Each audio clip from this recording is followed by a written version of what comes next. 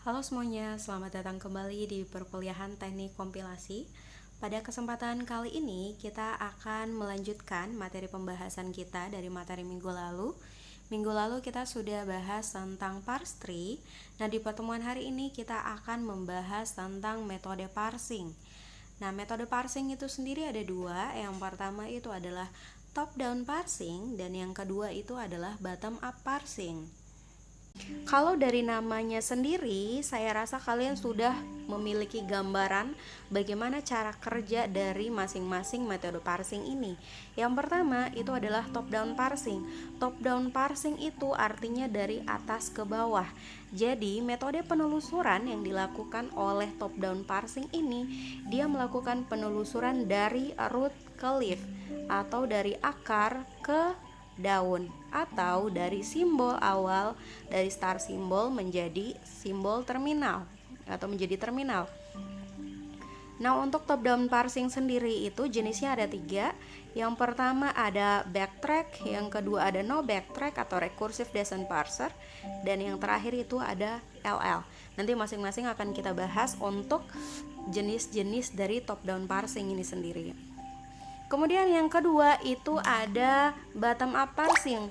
Bottom up parsing ini merupakan kebalikan dari top down parsing. Kalau top down parsing dia itu penelusurannya dari atas ke bawah, sementara bottom up ini adalah dari bawah ke atas, atau penelusurannya itu dari daun ke akar atau dari terminal ke variabel ya.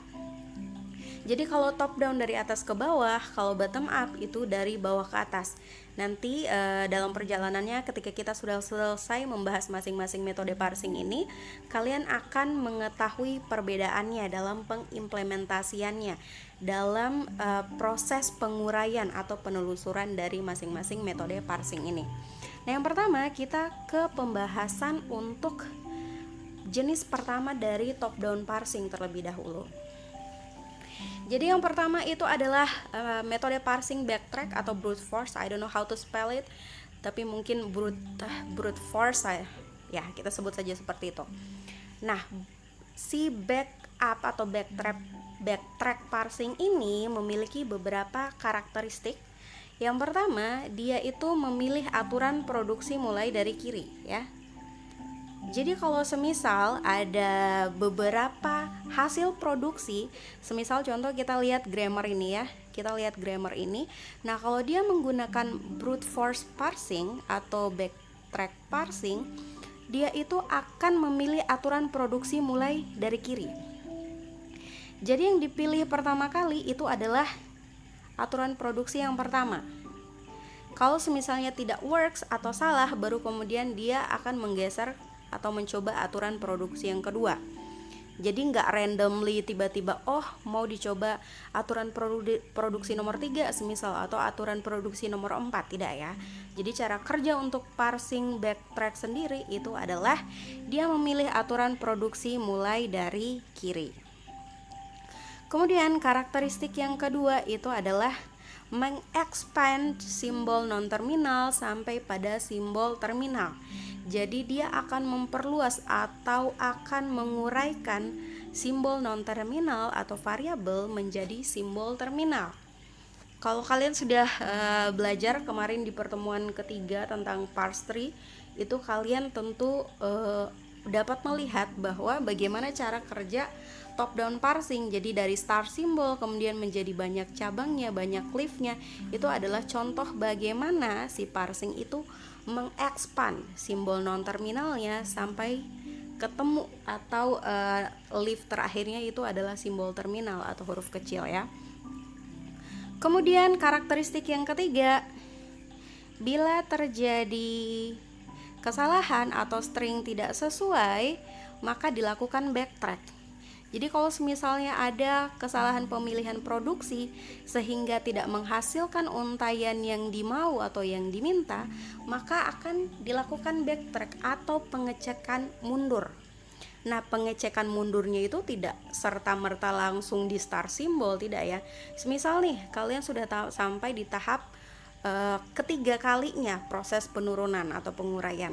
Kemudian ternyata ada salah sehingga tidak terpenuhi untai yang diminta.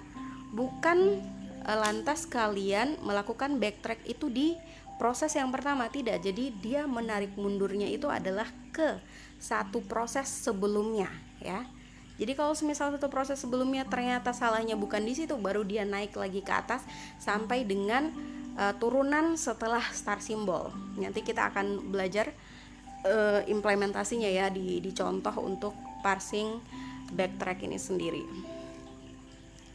Kemudian yang ketiga, karakteristik dari brute force itu adalah membuat pohon parsing secara top down atau dari atas ke bawah, yaitu dengan cara mencoba segala kemungkinan untuk setiap simbol non-terminal.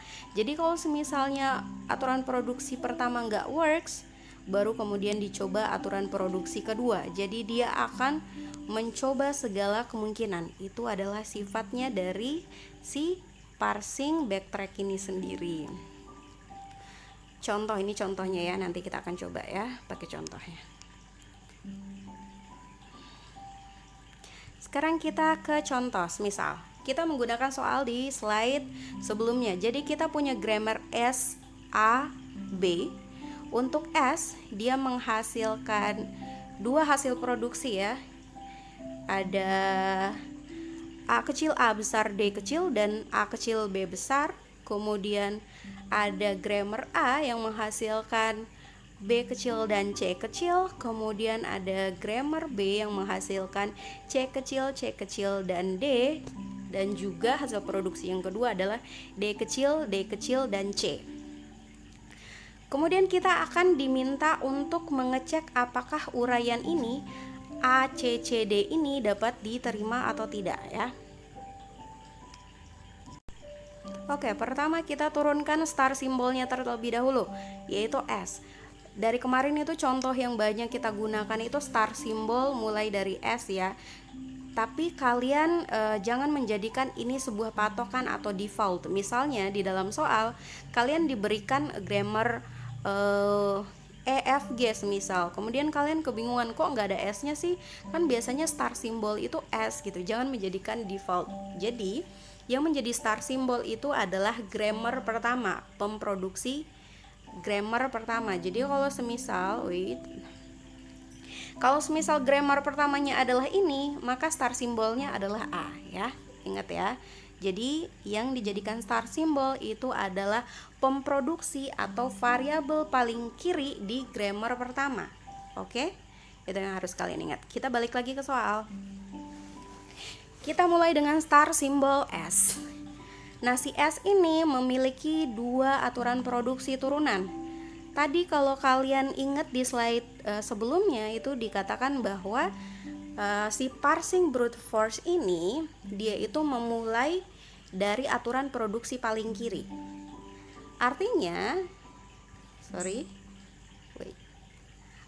yang dia coba pertama kali itu adalah menggunakan pilihan aturan produksi yang pertama, yaitu A kecil, A besar, D ya. Oke.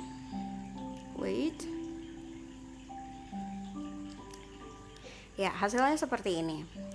Jadi dia itu menurunkan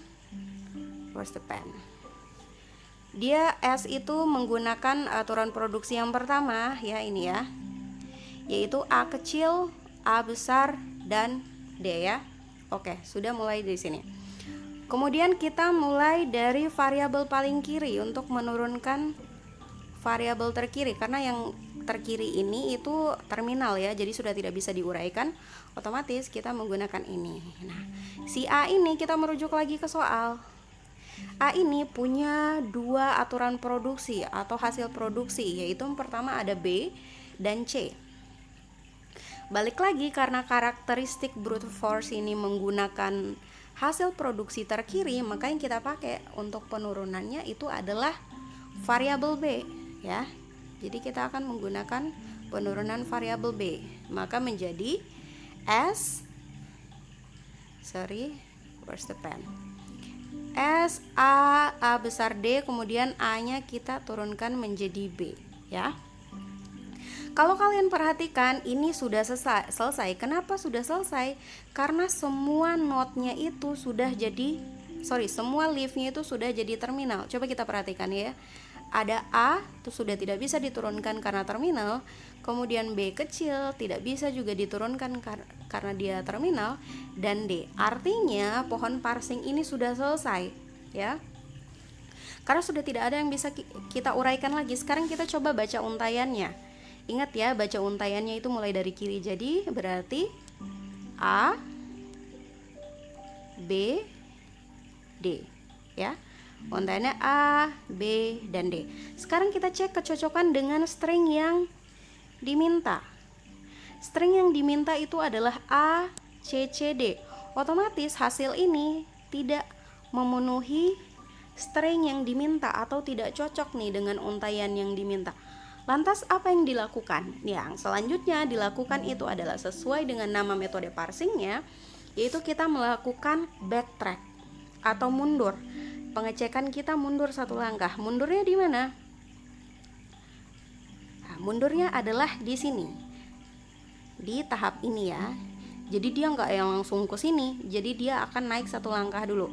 Mundurnya adalah di tahap pemilihan aturan produksi A. Kalau tadi kita pakai aturan produksi yang pertama, sekarang bagaimana kalau kita coba dengan aturan produksi yang kedua, yaitu C ya. Sekarang kita coba. Oke. Terjadi kegagalan tadi ya, sudah disampaikan. Nah, kita coba. Jadi yang diganti perbedaan antara gambar 3 dan gambar 4 adalah terletak pada aturan produksi yang dipilih ya. Jadi ini kita sudah melakukan proses backtrack nih.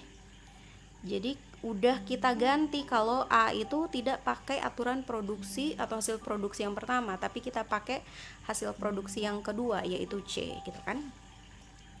Nah, sekarang kita cek lagi. Setelah kita cek, ternyata ini juga bentuknya sudah merupakan sudah final bentuknya, karena semua leaf-nya itu adalah terminal ya. Ada ini. Sekarang kita baca untainya coba. Untaiannya menjadi A, C, D. Kita cek apakah cocok dengan untaian yang diminta. Ternyata lagi-lagi tidak cocok dengan untaian yang diminta.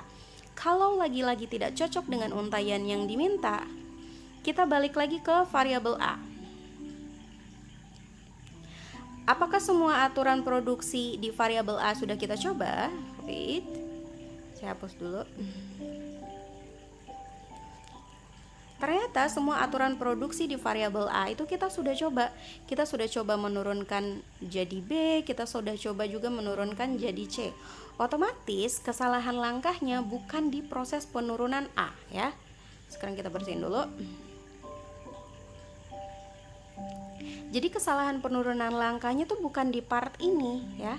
Sekarang kita naik ke atas. Ini udah gagal, berarti kita naik ke penurunan yang lebih atas. Jadi makin naik ke atas karena dari bawah ke atas ya untuk tracknya. Jadi kita cek. Kalau tadi kita sudah pakai opsi penurunan yang pertama dari S, bagaimana kalau kita coba dengan opsi penurunan dia yang kedua?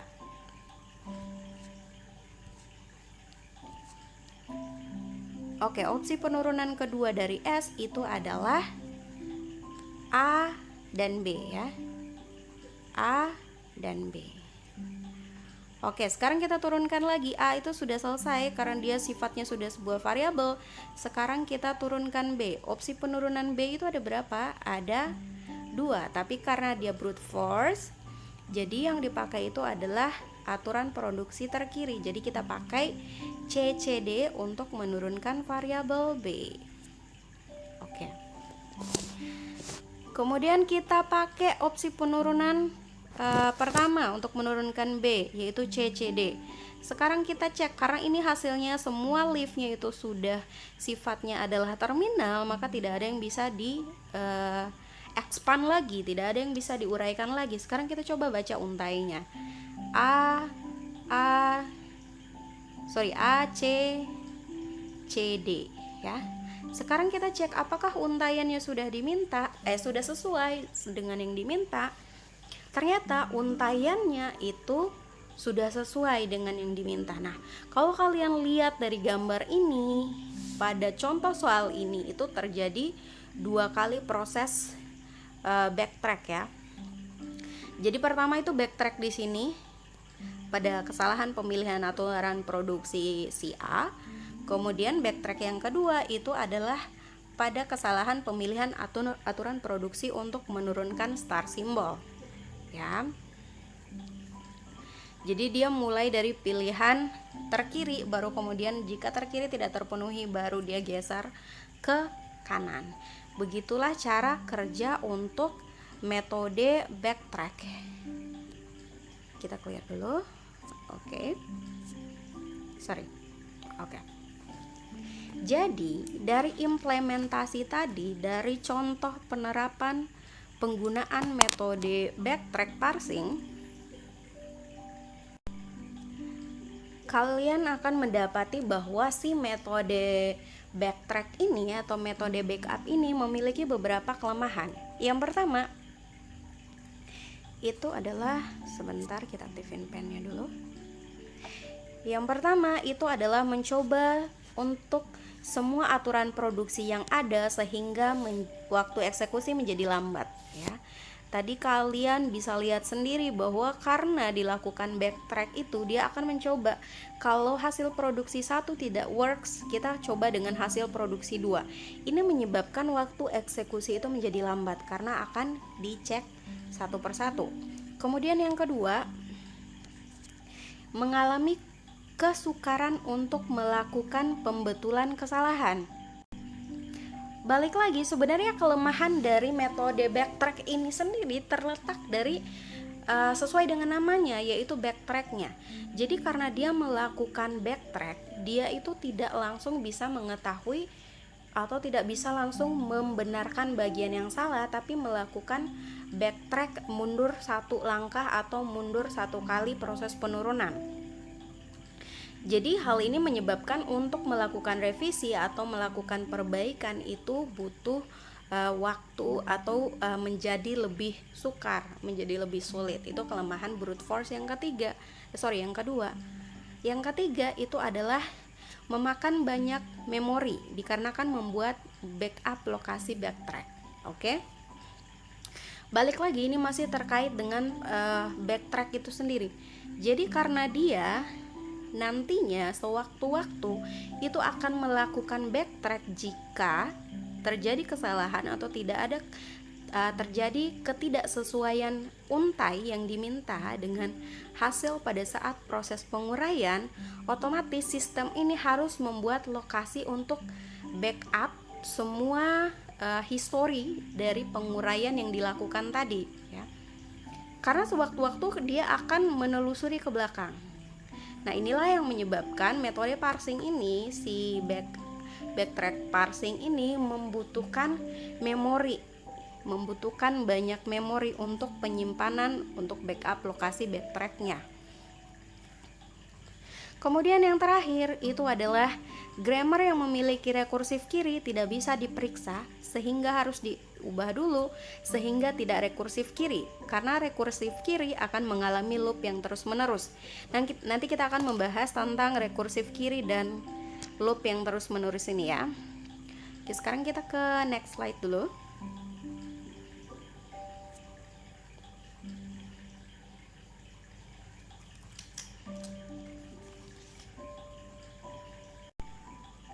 Next slide itu adalah contoh soal juga dari si backtrack parsing. Tadi kita udah coba satu contoh, sekarang kita coba satu contoh lagi ya untuk meningkatkan kemampuan kita tentang bagaimana cara kerja si metode parsing backtrack ini sendiri. Nah, di sini kita punya grammar VTS ya. Nih ya, ini aturan produksinya hasilnya. Keluar jalur. Jadi kita punya variabel F yang menurunkan ETF, variabel T yang menurunkan I kali bagi plus minus, kemudian ada S dan E ya. Oke, bentuk grammarnya yang diminta adalah seperti ini. Dan yang akan kita cari itu adalah untai I kali I. Sekarang kita mulai dengan star simbolnya terlebih dahulu. Kita punya star simbol di sini itu adalah E. Kita bersihin dulu ya.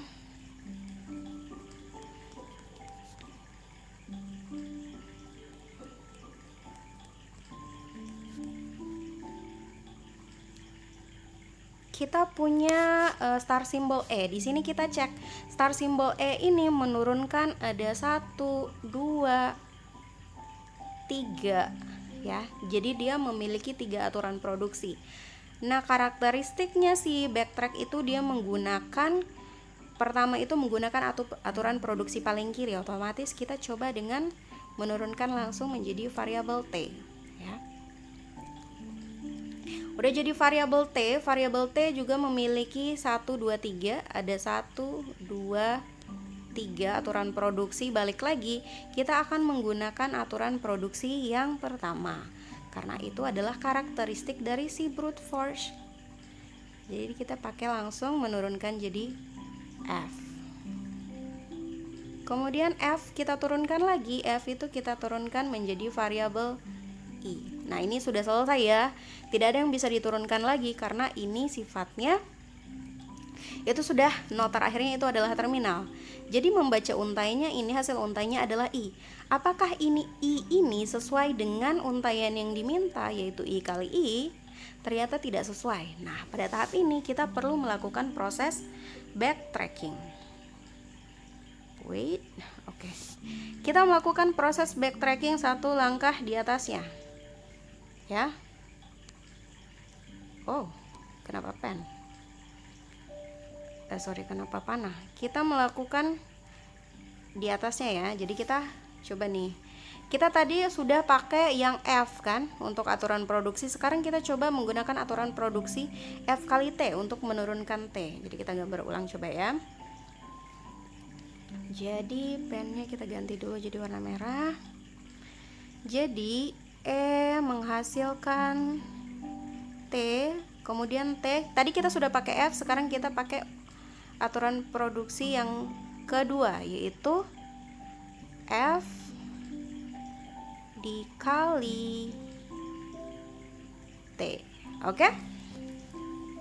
Sekarang lanjut. F itu kita turunkan. Kotor sekali, kita bersihin dulu ya. Kita melihat pemproduksi F atau grammar F itu bisa diturunkan jadi apa? F itu hasil produksinya itu cuma 1, yaitu I saja. Jadi ini kita langsung turunkan jadi I. Ini tidak bisa diturunkan perkalian ini karena dia itu sudah merupakan sebuah terminal ya. Nah, sekarang kita geser ke T. T itu coba kita turunkan T. T itu kita turunkan dengan hasil produksi yang pertama paling kiri, yaitu F. Maka ini harusnya lebih kecil lagi ya, karena ini kita masih butuh turunkan lagi. Oke, F sama saja, tidak menjadi lebih kecil. Oke. Kemudian F kita turunkan lagi menjadi I. Oke, mana tulisnya ya? Di sini aja ya. Oke, ini turunan F ya, emang agak-agak nih. Sorry. Oh my god, kehapus. Wait, saya gambar ulang dulu. Oke, jadi seperti ini ya bentuknya ya. Nah, sekarang kita coba baca untainya. Ingat, baca untainya adalah dari leaf atau dari daun yang sudah tidak punya turunan lagi.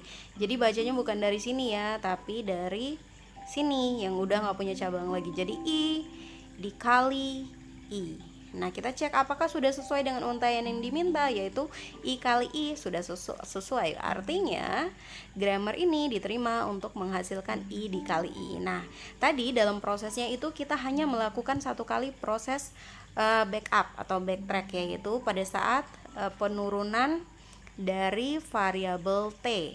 Tadinya itu kita menggunakan variabel F atau opsi penurunan pertama, ternyata nggak works atau nggak bisa mendapatkan untaian yang diminta. Otomatis kita ganti penurunannya menjadi F dikali T ya. Kurang lebih seperti itu untuk contoh kedua dari pengimplementasian atau penggunaan metode parsing backtrack atau backup atau brute force parsing. Next slide. Tadi di slide berapa ya sebelumnya itu kelemahan parsing ya, backtracknya. Nah, tadi di kelemahan keempat itu di mention tentang rekursif ya, rekursif kiri. Nah, sekarang kita mau cari tahu dulu nih yang dimaksud rekursif itu apa ya. Kita ke slide nomor berapa ya tentang rekursif ini. Oke, ini ya. Jadi ada yang disebut dengan rekursif kiri dan rekursif kanan. Apa yang dimaksud dengan rekursif kiri atau rekursif kanan? Rekursif itu adalah hasil produksi, ya. Hasil produksinya itu yang paling kirinya itu adalah pemproduksinya, oke? Hasil produksi yang paling kiri kalau dia rekursif kiri itu adalah pemproduksinya. Kalau rekursif kanan, hasil produksi paling kanan itu adalah pemproduksinya. Maksudnya gimana? Coba kita lihat di contoh ya. Kita lihat di contoh di sini ada S besar. Nah, S-nya itu di hasil produksinya ada di paling kanan ya. Itu maksudnya rekursif kanan. Contoh kedua, kita punya B. Nah, variabel B ini di hasil produksinya itu posisinya ada paling kanan. Itu maksudnya rekursif kanan. Bagaimana dengan rekursif kiri? Rekursif kiri yaitu sebaliknya. Yaitu hasil produksinya itu paling kirinya itu adalah pemproduksinya. Oke. Jadi yang dimaksud dengan pemproduksi adalah ini, hasil produksi adalah ini ya. Kalau misalnya nanti kalian ada yang bingung nih, pemproduksi maksudnya apa sih atau hasil produksi maksudnya apa sih? Jadi pemproduksi itu adalah produsennya atau yang paling kiri nih yang mau diuraikan itu adalah pemproduksi. Sementara hasil produksi itu adalah yang paling kanan atau setelah anak panah.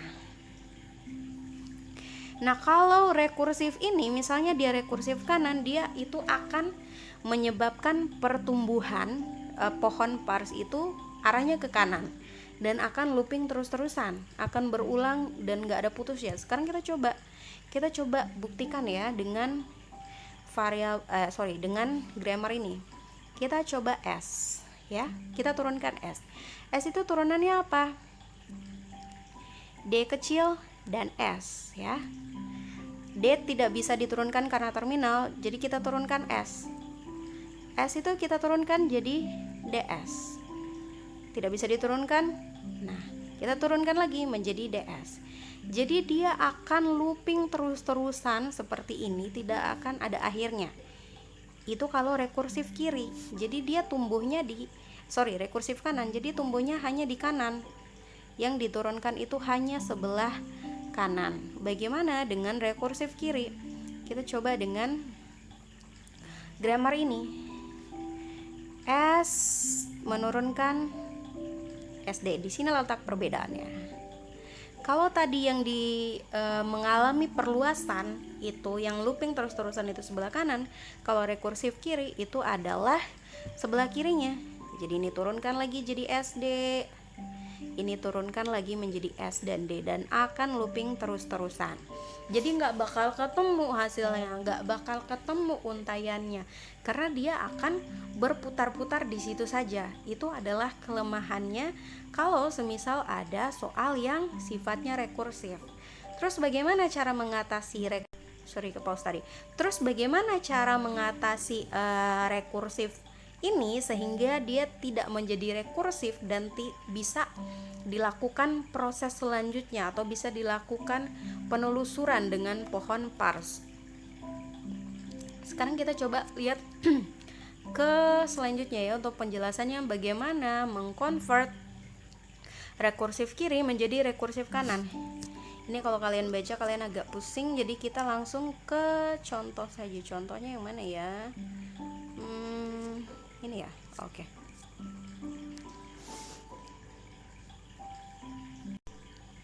Jadi kita punya grammar, kita diberikan grammar seperti ini. Where's the pen? Ya. Jadi ada S, AB, ASC, DD, FF, SBD. Jadi dia si variabel S ini dia menurunkan memiliki hasil produksi ada 5 ya. Nah, kalau kalian lihat di sini ada aturan produksi yang rekursif kiri atau sebelah kirinya itu sama dengan variabel, sama dengan pemproduksi. Wait. Nah, kita lihat di sini, ini ada ini ya. Karena awalannya S, kemudian ada ini. Awalannya juga adalah hasil produksi.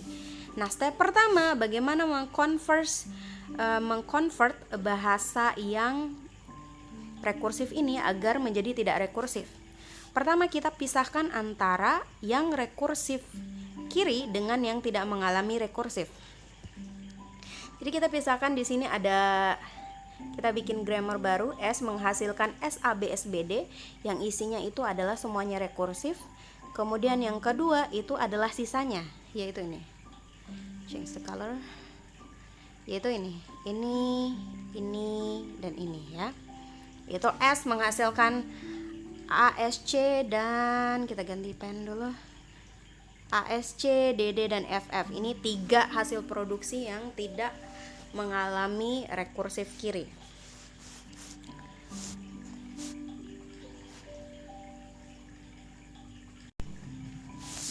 Nah, ruas kiri itu untuk grammar pertama, alfa 1-nya itu adalah AB ya. Alfa 2-nya itu adalah BD. Oke. Sementara untuk yang tidak rekursif, beta 1-nya itu adalah ASC, beta 2-nya adalah DD, dan beta 3-nya itu adalah FF. Oke, kita udah sampai di tahap ini. Next, kita ke tahap selanjutnya. Kita sudah dapat nilai alfa 1, alfa 2, beta 1, beta 2, dan beta 3. Nah, cara step selanjutnya itu melakukan pergantian yang rekursif kiri. Nah, ini nih referensinya kalian bisa lihat di halaman ini ya. Jadi stepnya itu yang pertama itu adalah beta 1 Z, beta 2 Z, beta N sampai dengan berapa beta di situ. Kemudian selanjutnya Z itu alfa 1, alfa 2 sampai dengan alfa N. Kemudian Z itu nanti jadi alfa 1 Z, alfa 2 dan alfa NZ. Nah, ini implementasinya di next slide. Coba kita balik lagi ke slide soal. Jadi referensinya cara melakukan pergantian rekursif kiri itulah dari halaman berapa ini ya slide-nya ya? Dari halaman 12. Oke, jadi pertama itu adalah pergantian beta 1, beta 2, dan beta 3. Beta 1Z, beta 2Z, beta 3. Tadi kita sudah dapat di sini kan? Kita sudah dapat nilai beta di sini. Itu ASC, DD, dan FF. Sorry, ini kita geser ke atas. Dan FF ya. Kalau dia beta 1 Z1 berarti ASC Z1 ya. Beta 2 Z1 berarti DD Z1 ya. Sekarang kita coba lihat. Ya kan? Seperti tadi. Jadi implementasinya itu sesuai dengan tadi yang di slide halaman 12. Jadi ASC Z1, DD Z1, kemudian FF Z1. Kemudian Z1-nya itu adalah alfa 1 dan beta 1, karena tadi kita cuma punya alfa itu sampai dengan alfa 2 ya. Jadi ada alfa 1 dan alfa 2 ya. Kemudian selanjutnya itu alfa 1 Z1, kemudian alfa 2 Z1 ya. Untuk alfa dan betanya itu referensinya kalian bisa lihat di slide sebelumnya ya, ini ya. Ini nilai alfa 1, alfa 2, ini nilai betanya ya. Untuk referensi, nah stepnya tadi ada di halaman 12. Balik lagi ke slide. Sehingga hasilnya itu menjadi seperti ini. Wait, kita hilangin dulu. Oke. Hasilnya menjadi seperti ini grammarnya. Kalau kalian perhatikan grammar ini masih ada tidak yang rekursif kiri? Sorry, yang hasil produksinya paling kiri S masih ada tidak? Kalian cek, ini sudah tidak ada. Jadi ini si grammarnya ini sudah di-convert sehingga dia tidak menghasilkan grammar yang rekursif kiri lagi. Jadi dia tidak akan mengalami looping lagi yang terus-terusan. Nah, kalau semisalnya grammar inputannya itu mengalami rekursif ya, Nah, ini adalah proses yang dilakukan oleh sistem bagaimana mengkonversi grammar itu sehingga dia bentuknya tidak rekursif lagi. Ini penulisannya kalian bisa sambung ya sebenarnya ya. Jadi ini kalian bisa sambung dengan ini, kemudian ini kalian bisa sambung dengan ini. Ya.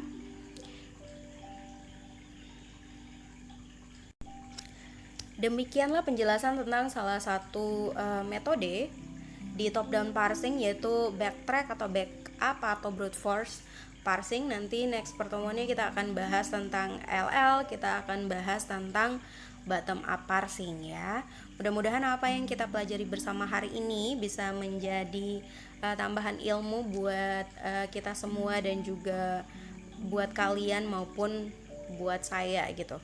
Sampai jumpa semuanya di pertemuan perkuliahan selanjutnya, masih di mata kuliah teknik kompilasi. Bye bye.